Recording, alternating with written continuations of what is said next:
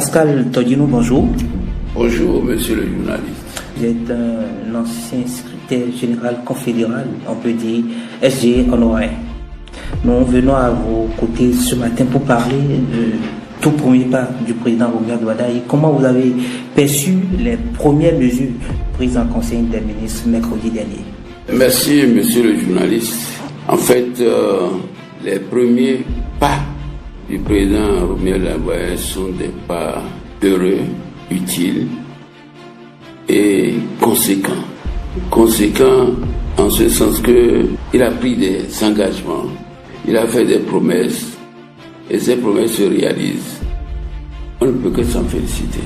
Vous en félicitez, mais beaucoup disent que ce n'était pas la priorité quand on sait qu'à l'interne, il y avait d'autres problèmes politiques et que c'est le climat politique qui favorise l'essor économique. Mais est-ce qu'il ne devait pas faire un pas que ces mesures sociales? Non, moi je ne pense pas que ce qu'il a fait là est mauvais.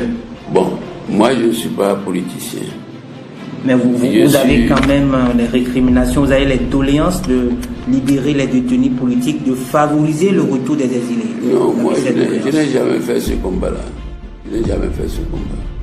Je n'ai jamais fait le combat de libérer les détenus politiques, de faire revenir les exilés. Par contre, qu'il y ait assez de démocratie, que quand il y a quelque chose que l'on puisse étudier avec beaucoup de retenue, avec beaucoup de circonspection, et que on puisse retenir quelque chose de sérieux contre les gens. Je ne suis pas dans le systématisme, non. Allez, 5 ans, 10 ans, 20 ans, 50 ans, non, moi je ne suis pas dans ça là, je ne suis pas du tout ça. Mais si quelqu'un, même s'il est homme politique et qui commet des buts, je ne suis pas là pour dire non, il faut le libérer nécessairement, non. Par contre, si effectivement c'est pas des actes politiques que l'intéressé se trouve, moi je ne suis pas d'accord qu'on a une caissière. Donc ça, par contre, je ne suis pas là pour dire libérer les détenus politiques. Non, il y a des gens, des détenus politiques qui ont commis des bévues. S'ils commettent des bévues et que ça les rattrape, mais pourquoi je vais me mettre à jouer? De même, il y a des gens qui n'ont dit qu'un petit mot et se retrouvent avec 5 ans, 10 ans. Non, ça là, je suis pas du tout content de ça. Je crois que le président Wadaye appréciera tout ça là. Je suis sûr qu'il appréciera tout ça là en son temps pour pouvoir dégeler un peu la chose. Par contre, je vous dis, non, c'est pas la politique qui détermine le développement d'un pays. Le climat politique? C'est pas le climat politique, non. Le climat politique permet d'avoir la paix pour travailler. Mais la plupart des pays qui se développent, c'est la dictature. Mais vous n'allez pas prôner la dictature. Je ne vais jamais prôner pour mon pays, le petit pays comme le Bénin, prôner la dictature pour le développement. Non. Non, je préfère la paix, que nous soyons vraiment en paix et progressivement nous allons faire le développement là. De même, vous savez, le développement aussi, ça dépend de la gouvernance du pays. De la gouvernance du pays. Alors, vous avez dit, mais les premiers pas du président, mais écoutez, vous voyez, il a promis des choses. Il les traduit en action. On ne peut que féliciter ça. Et c'est ça que nous, quand on était aux affaires, c'est ça que nous avons toujours demandé. Vous voyez, par exemple, la lutte contre la corruption. C'est ça. Quand vous dites qu'il y a des gens politiques qui sont en prison, moi, lorsque quelqu'un détourne des moyens de l'État pour aller s'enrichir et qu'on découvre ça, on envoie en prison, vous dites que parce qu'il est homme politique. Non, moi je ne suis pas dans cette politique. Donc, vous voyez que lorsqu'il est en train de décliner ses promesses en actes concrets, si cela se révélait juste et appliqué, le développement interviendrait en ce moment. Il a décrété la gratuité de l'école pour les filles, de la maternelle jusqu'en terminale. Ça, c'est exceptionnel aussi. Ça veut dire ce qu'il a promis là, il le fait. Donc il n'est pas comme ces hommes politiques qui disent « Oh, la promesse électorale n'engage que ceux qui y croient. » Ah non, c'est une version politique particulièrement négative. Particulièrement négative. Donc moi, j'estime pour ma part que, pour l'instant, je dis pour l'instant. Outre ces mesures, on a vu également le président Omer Douadaï aller au Nigeria, puis au Niger, au Burkina, et il a pris par la Côte d'Ivoire et Lomé tout proche de nous. Quelle est votre réaction sur ces premières sorties? Mais je dis que si par exemple, en notre temps, ce que Ouadaï est en train de faire se faisait, il y avait moins de grève dans mon pays. Voilà quelqu'un qui a fait des promesses. Il dit, moi, je vais m'intéresser au dialogue international. Et tout de suite, à la prestation de serment. À son investiture. Son investiture. Vous avez vu, le premier ministre du Niger est venu avec une très forte délégation, ministre des Affaires étrangères, et ainsi de suite. Le Mali aussi l'a fait. Ça veut dire quoi? Ça veut dire quoi? Ça veut dire que déjà, il anticipe sur ce qu'il a promis. Pour ces genre de choses, on ne peut qu'apprécier politiquement. Moi, je ne l'apprécie pas parce que... Mais beaucoup vous diront parce que vous l'avez soutenu, vous êtes obligé de l'apprécier. Je l'ai soutenu, vous avez posé cette question-là, je l'ai soutenu pourquoi? Parce que d'abord, il ne s'est mêlé d'aucune portion politique dans mon pays. Jusqu'à l'avènement du président Talon, personne ne connaissait Romiaga. Donc, le président Talon est allé le dénicher à l'étranger et l'a amené ici. Et il a aidé le président Talon pendant les 10 ans. Oui. Donc, et j'ai constaté que pendant les 10 ans, c'est quelqu'un qui a pris des mesures radicales pour l'assainissement des finances publiques. Mais c'est ça que nous avons demandé depuis. C'est ça que nous avons voulu. Et lorsqu'il prend une position, on regarde, on voit que c'est pour le bien du pays. Celui-là, transposé à la présidence, mais il ne peut faire que du bien. Ah, j'ai dit non, celui-là, tel qu'il est, il peut mieux faire. Sans que je n'ai pris un franc, ça là, j'insiste, je n'ai pris aucun franc du président Romia Douadaï. Non, pas du tout. Quand il était candidat. Non. Pas un franc. Bénévole. Pas un franc. J'insiste avec ferveur que je n'ai pris aucun franc de lui pour faire ce que je veux là. C'est ça. Donc, à partir de cet instant, j'ai dit non, celui-là, il est bon. C'est pas un politicien, mais il a participé à la politique de développement de mon pays pendant 10 ans. Il est bon. Ça fait un. De deux, il n'y a pas eu de contestation en matière de sa désignation. Mais est-ce que les acteurs pourraient contester quand on connaît un peu l'environnement? Oh non, pourquoi vous dites qu'on ne peut pas contester? Vous avez donné trop de force à quelque chose qui est faible même. Vous pensez qu'il y a des gens autour du président qui pouvaient dire non, ce choix n'est pas le nôtre? Moi, je crois qu'ils pourraient le dire non. Au risque de se retrouver quelque part, pourquoi? Vous savez. Non, insister sur un certain nombre de choses qui peuvent fragiliser une position donnée. J'estime pour ma part que personne n'a contesté. Attention, si même les gens ne veulent pas contester officiellement, ils peuvent utiliser des canaux pour contester. Des canaux informés pour contester. Mais personne ne l'a fait à ma connaissance. Ça là, c'est un élément très important.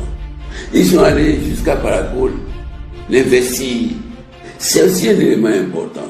Et vous avez vu toute l'armada qui s'est retrouvée autour de lui. Même l'opposition qui était suffisamment radicale s'est retrouvée avec lui. Mais pas facilement, on a vu le vent qui a soufflé là-bas. Mais ça là, ce vent-là, oui. C'est eux-mêmes. Personne. Si le vent est fort. Non. Lorsque vous avez une conviction donnée, le vent peut être fort n'importe comment. C'est ça ce qu'on appelle la conviction. Nous, du temps du PRPP, mais on bastonnait les gens, on emprisonnait les gens, on leur faisait faire des rodéos, mais pourtant nous avons résisté jusqu'à la fin. Moi je me rappelle, je suis journaliste, on était en pleine réunion à Pao, Béabon, n'est-ce pas? Et quelqu'un nous a soufflé que, attention, dans les 5 minutes qui suivent, si vous ne quittez pas là, on viendra vous chercher. Mais je ne sais pas par quel moyen, par quel chemin je suis revenu à côté de nous.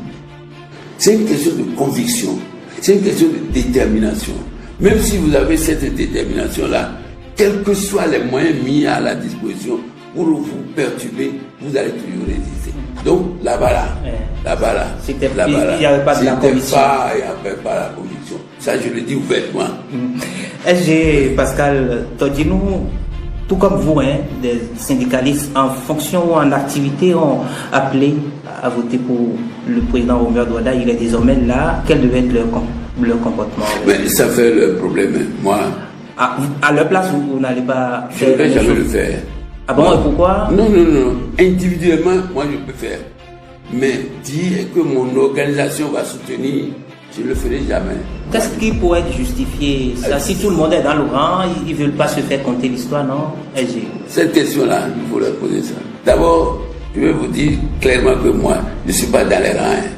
Je suis un indépendant. Pas du tout dans les rangs. Lorsque je vois que c'est bon, je suis libre de le dire. Quel que soit, certains peuvent être contents, d'autres peuvent être mécontents, ainsi de suite.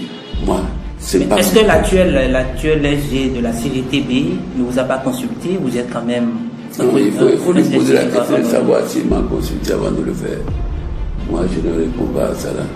C'était une surprise pour vous de le voir? J'ai dit ce que je sais. Moi, en tant que syndicaliste, je ne peux jamais appeler. Enfin, mon organisation ne va jamais appeler ces militants à voter pour un président de la République. Jamais. Mais ils se défendent et ils disent que dans tous les pays au monde, un syndicat est affilié à un parti politique. Non, pas dans tous les pays. Non. En France, vous voyez le Parti communiste à son syndicat, d'accord. Mais pas dans tous les pays. Qui leur a enseigné ça? Moi, je suis leur dévancier. J'ai été en France, j'ai été en Belgique, j'ai été au Brésil, j'ai été partout. C'est faux. Cette erreur pourrait leur coûter quoi sous le régime du Moi, je ne sais pas. Ça là. Est-ce que c'est une erreur? Ça, c'est à eux-mêmes d'apprécier. Pour vous, c'est une erreur, n'est-ce pas? J'ai dit, moi, pour ce qui me concerne, je ne vais jamais appeler mes militants à voter pour une formation politique. Jamais je ne le ferai. Parce que au sein de mon organisation, il y a des politiciens, il y a des non-politiciens, il y a des gens de diverses formations politiques. Vous avez dedans des gens de PCB, des gens de partis, tel parti, des gens de la mouvance, des gens de l'opposition. Comment je peux demander à tout le monde d'aller voter pour quelqu'un? Non, je ne peux pas le faire. C'est ça la posture même du syndicalisme avéré. C'est ça. Et quand ils n'ont pas eu cette posture, pour finir cet entretien, quel devait être votre conseil à leur endroit pour que le mouvement syndical... Pour les prochaines fois, il faut qu'ils aient des retenues par rapport à certaines prises de position. C'est tout ce que je veux leur dire. Mais ils sont libres et c'est eux-mêmes qui savent quels sont les objectifs qu'ils veulent atteindre en le faisant.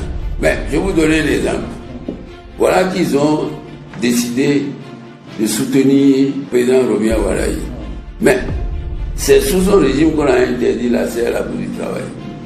Vous vous rappelez qu'à l'avènement du président Talon, il y avait une horde de militaires politiques rentrés à la bourse du travail. Et j'ai affronté le commandant en question. Je l'ai affronté. J'ai dit, c'est pas normal. La franchise au bout du travail est quelque chose de sacré. C'est ça. Dès lors qu'on n'est pas sorti de la bourse du travail pour se manifester, à la bourse du travail, ils peuvent faire ce qu'ils veulent. C'est quand ils vont sortir qu'on va dire non, vous n'avez pas le droit de sortir, d'accord. Mais empêcher les gens d'accéder à la bourse du travail, c'est une violation des droits. Cela seul devait suffire pour qu'ils ne donnent pas un mot d'ordre en faveur de moi, je ne veux pas savoir si c'est là, ça peut suffire, mais ils apprécient eux-mêmes. Ils vont savoir que c'est pas comme ça. Bon, aujourd'hui, la posture du président Romeo de Waraï semble être en faveur du dialogue. Je dis bien semble en faveur du dialogue. C'est bon. Mais le jour où ils ne vont plus s'entendre avec le président, qu'est-ce qui va se passer? Mais le président me dit, mais vous m'avez soutenu. C'est pour travailler que vous m'avez soutenu, non? C'est ça, non? Écoutez. Ça, c'est l'une des conséquences de cette prise de... Et moi, j'estime pour ma part que, pour moi, ils peuvent dire tout ce qu'ils veulent, mais jamais appeler à voter. Non. Et Pascal Todi, nous arrivons au thème de cet entretien. Voilà. À l'endroit du syndicat, le syndicat doit avoir une certaine retenue dans ses prises de position, surtout quand il s'agit des hommes politiques. Et quand il s'agit des hommes politiques de chez moi, il faut avoir de retenue. Deuxième chose, c'est le syndicat est là, pas pour entrer dans la mouvance, pas pour entrer dans l'opposition, mais un observateur qui apprécie. Si c'est bon, il le dit. Si c'est mauvais, il le dit. Troisième chose, c'est à l'endroit du président Romeo Waraï, élu président de la République. Moi, je l'encourage à continuer. Il ne faut pas être perturbé. Je l'encourage à dégeler la tension politique de mon pays. Je l'encourage à dégeler aussi la tension sociale de mon pays. Il a démarré, je ne peux que l'encourager. Il n'a qu'à continuer. Et bon vent à lui. Merci à vous, Pascal Todinou. Merci aussi. Merci de me voir.